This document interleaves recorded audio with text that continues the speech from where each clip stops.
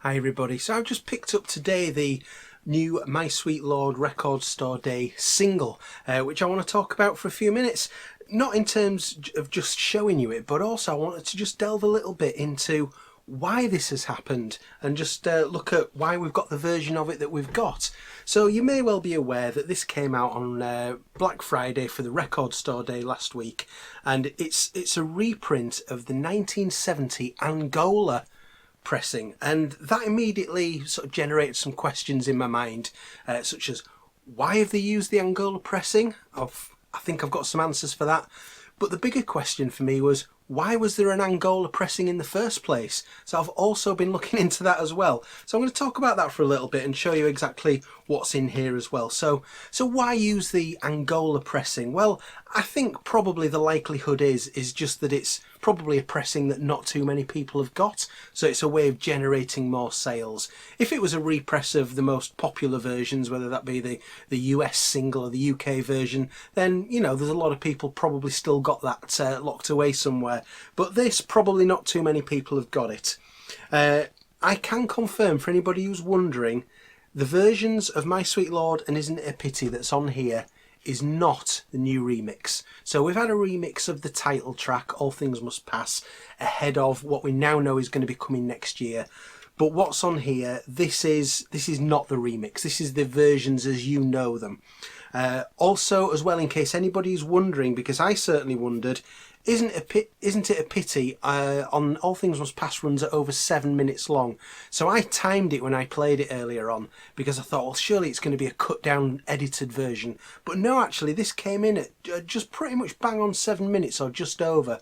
So it's as near as makes no difference. It is the album version of Isn't It a Pity, version 1, the first version that you get on here with that full sort of that imitation of Hey Jude towards the end.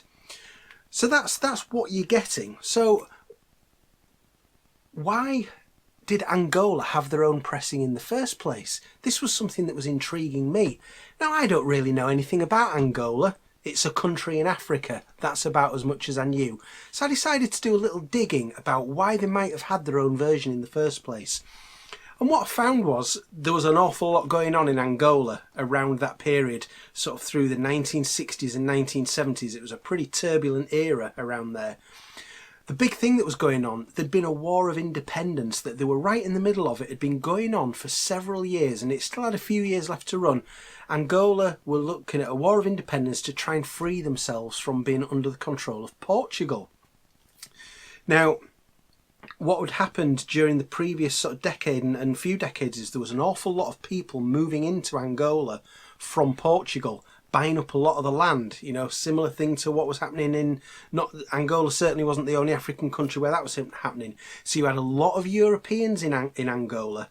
So when I looked at how popular the Beatles were in Portugal, there's an awful lot of Portugal specific releases of Beatles songs. So, you know, where you get the picture sleeves that are particular to a certain country.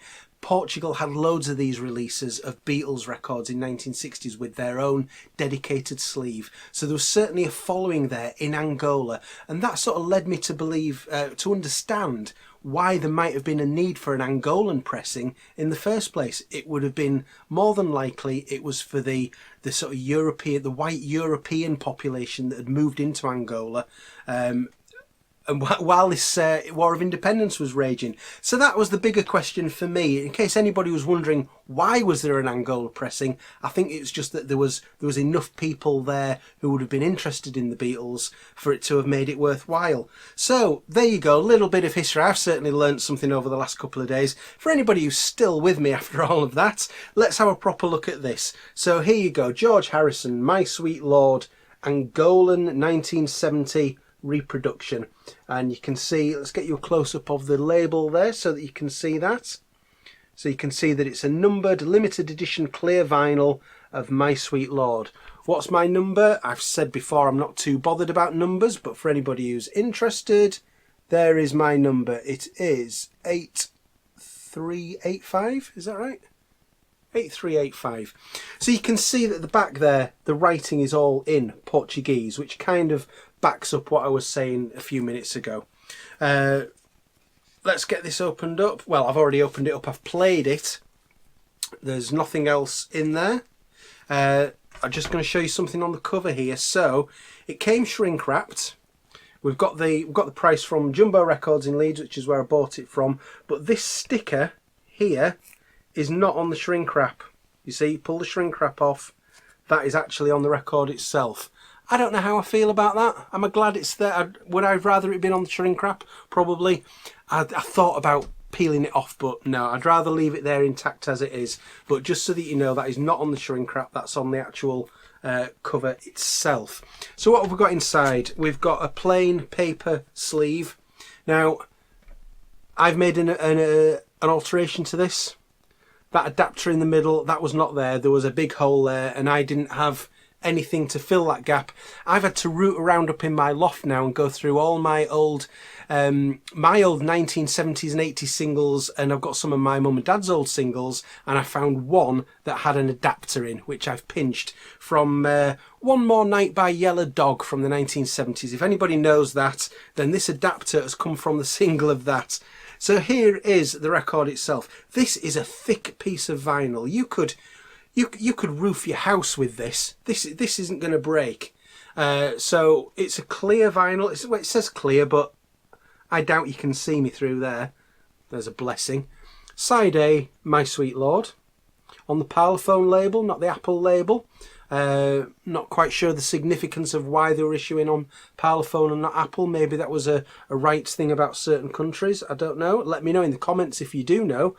Isn't it a pity on side 2? Also, let me know if I've got anything drastically wrong there about the political and the political situation in Angola in the 1970s, which isn't something I thought I would ever be featuring on a video.